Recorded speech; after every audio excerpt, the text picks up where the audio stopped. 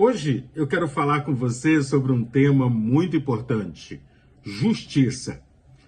Queremos justiça, precisamos de uma justiça, o país precisa ser mais justo.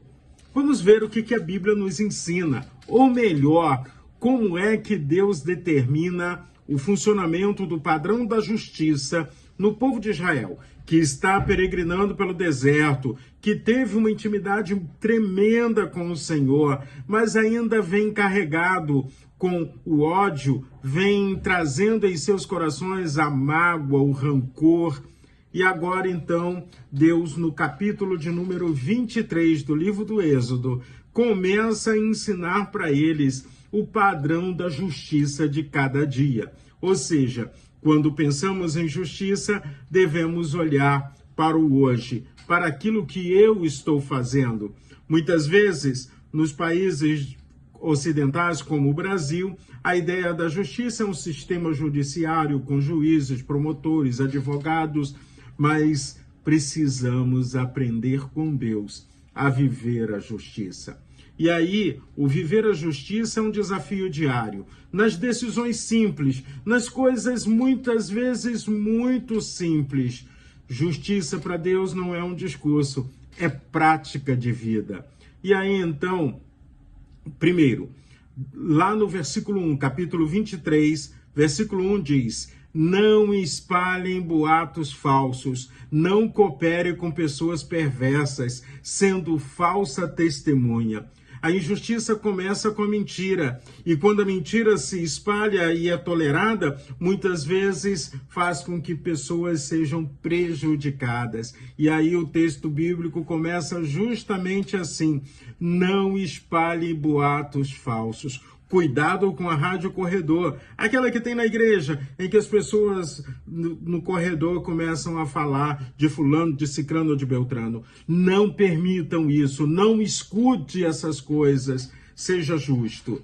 Além de tudo isso, não deixe se levar pela maioria na prática do mal. Versículo de número 2. Nem sempre a maioria tem razão. É só lembrar que no julgamento de Jesus foi a maioria que gritou: crucifica-o, crucifica-o, crucifica-o. Então, a maioria nem sempre está certa. Seguir a multidão pode ser mais confortável, mas seguir a justiça exige coragem. E nós somos pessoas de coragem que queremos agir com um coração justo diante de Deus e diante das pessoas que estão à nossa volta. A justiça precisa ser imparcial, sem parcialidade.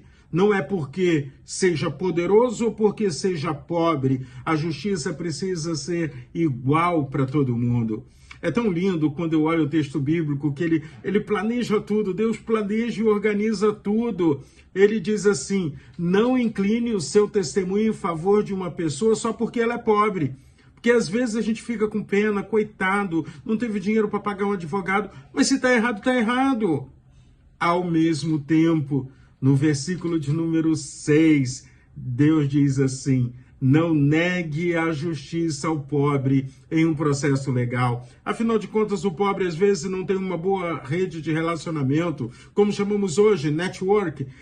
O pobre não tem recursos para pagar um bom advogado e muitas vezes, inclusive na nossa nação, o pobre tem tido dificuldade para o acesso à justiça. Então, contribua para que isso seja possível.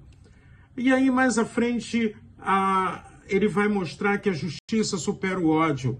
Não é porque eu não gosto de alguém que eu vou ser contra aquela pessoa no aspecto de uma questão jurídica. A justiça supera o ódio. Se você encontrar o boi ou o jumento perdido do seu inimigo, leve-o de volta. Êxodo capítulo 23, verso 4. Se vir o jumento de alguém que odeia cair sob o peso da carga, ajude-o. Êxodo 23, versículo 5. Aqui, independente dos sentimentos, justiça é justiça. E finalizando o nosso pensamento hoje, a justiça tem que ser o quê? Incorruptível. Não aceite suborno. Melhor, vou ler o texto bíblico que fala sobre suborno. Não aceite suborno, pois eles fazem até o justo distorcer a verdade. Não suborne ninguém e não aceite o suborno, porque isso é pecado e vai contra os preceitos de justiça que Deus espera que tenhamos.